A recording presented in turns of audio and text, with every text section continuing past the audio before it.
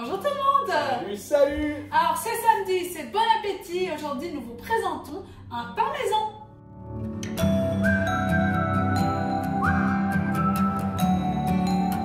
Alors ici nous avons déjà préparé le robot. Alors oui, parce que même si nous sommes fans de Tupperware et qu'on travaille chez Tupperware depuis 6 ans et une chiclette, eh ben on a aussi un robot, d'accord? Donc ce robot contient 1 kg de farine, comme ça vous voyez un petit peu. Alors, elle est bien, elle est multicéréale, elle repose là-dessus. Nous allons rajouter des graines de potiron et des graines de tournesol. Comme ça, vous voyez un petit peu. Vous pouvez rajouter tout ce que vous voulez, évidemment.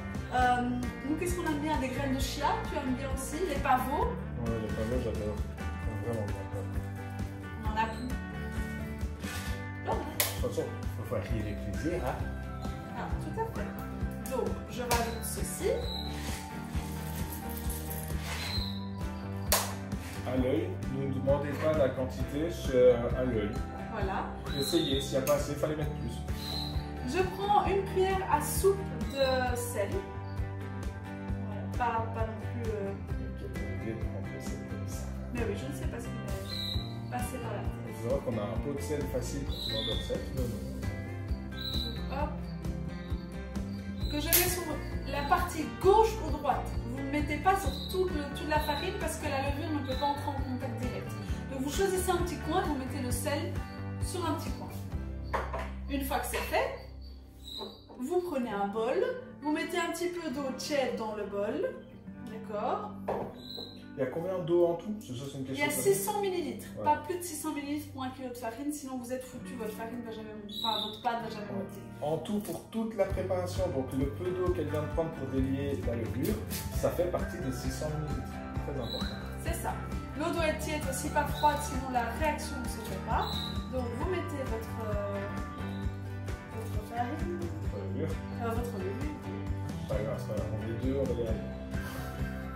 Vous mettez votre levure, hop, et vous déliez simplement. Alors, délier la levure, c'est vraiment de la faire fondre, pas comment dire, dissoudre. Ouais. Et le but, c'est d'avoir un liquide sans morceaux dans la mesure du possible, avec vraiment toute la levure complètement dissoute dans l'eau.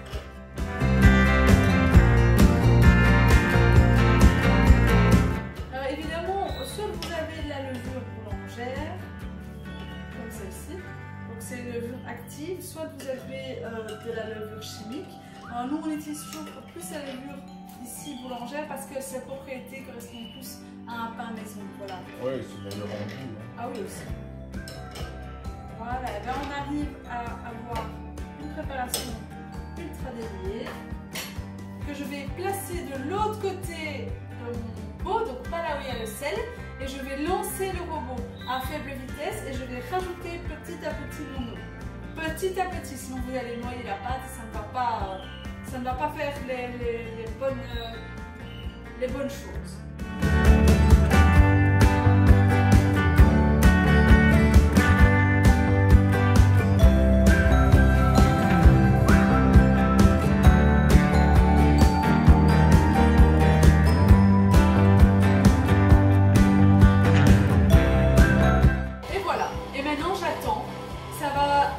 Le robot va faire le travail de la pâte et il faut que la pâte ne colle pas, qu'elle soit bien sèche pour pouvoir la mettre ensuite dans l'ultra propre et la faire lever une demi-heure. Est-ce que tu vas laisser à cette vitesse tout le temps?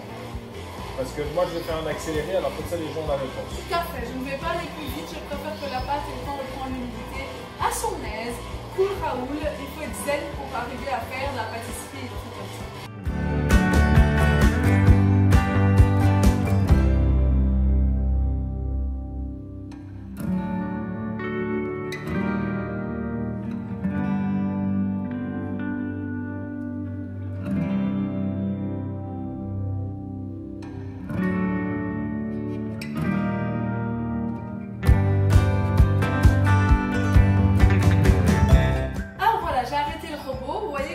Rapide, vous pouvez le faire à la main, mais ça, comme on fait du pain, très souvent on a laissé tomber. La pâte est prête, je le sais, parce que en fait elle s'est décollée des parois et ça fait une petite boule, je vais vous montrer. Hop. 1 kg de pâte, voilà. Hop. Je la décolle. colle. Et vous voyez, donc ça fait une boule comme ceci. D'accord? Alors, je mets ma main dessus. En fait, la pâte ne colle plus. Et c'est exactement ça qu'il faut. Donc, qu'est-ce qu'on fait? On prend l'Ultra Pro, on retourne, on bloque, alors on aide un petit peu. On a aussi la fameuse spatule si ça, voilà, si vous avez quelques soucis. Sinon, voilà, c'est fait. Vous avez votre pâte à pain. Alors, si vous voulez lui donner une forme particulière, vous pouvez donc un peu la modeler et alors faire des petites lignes sur le haut pour que ça soit un pain qui va craqueler au-dessus. Ça ne soit pas après la montée, ça? Oh, tu peux le faire en 2 fois, comme ça tu es dessus. Et voilà, j'ai fait mes petites lignes, vous voyez. Maintenant, ce que je vais faire, je vais mettre un essuie dessus, pas le couvercle, un essuie, sinon la pâte ne va pas monter. Je vais la placer l'Ultra Pro dans le micro-ondes que j'ai fait chauffer 1 minute avant. Pas plus, mais en fait, ça donne un environnement un petit peu tiède qui va permettre à la pâte de lever. Ça peut être dans le four, préchauffé avant, c'est comme vous voulez, d'accord? Je vais laisser une demi-heure, comme ça vous savez. Une fois que la pâte repousse mon essuie, je sais que je peux enfourner pendant 1 heure à 200 degrés, d'accord? Alors, on se retrouve petit à petit au fur et à mesure, au fil des aventures. Mais en tout cas, là, on prend son temps, on se sert, je sais pas moi, un petit verre, quelques cacahuètes et on patiente tout simplement. Allez, je vous embrasse, à tantôt! Nous nous retrouvons donc comme promis pour voir cette belle levée de pain. Alors voilà, regardez-moi cette bête, hein, magnifique. Alors on voit que les rayures sont bien restées. Alors vous avez le choix soit de retravailler la pâte, de reformer une boule, de relaisser lever, etc. Mais nous on n'a pas le temps de faire ça. Donc ce qu'on va faire, il est vraiment, on sent que la levure a bien fait son job, il est chaud. On va fermer donc ce magnifique Ultra Pro. Tu ne refais pas les levures là, elles sont bonnes comme ça. Là pour moi elles sont bonnes, j'ai pas envie de répéter la pâte, on va les laisser comme ça. Alors petite chose aussi, on va les laisser 1 heure de cuisson comme cela. Et alors je vais enlever le couvercle et je laisserai encore 10 minutes pour vraiment bien griller en fonction de l'état. Donc c'est toujours à l'œil. Très important, tu vas enlever le couvercle mais tu ne mets pas en grille. Hein. On laisse bien la température, on enlève juste le couvercle pour que ça soit plus direct sur le haut du pain. Ne mettez surtout pas en grille. C'est ça. Alors je le lance à 200 degrés et puis vous verrez bien le résultat hein, et nous on dégustera tout simplement. Voyez-moi, nous, le pain vient d'être terminé et donc démoulage, gros moment de stress. Attention, mesdames et messieurs. Allez, c'est un costaud, hein. 1 kg, c'est pas pour rien. Ouh! Magnifique!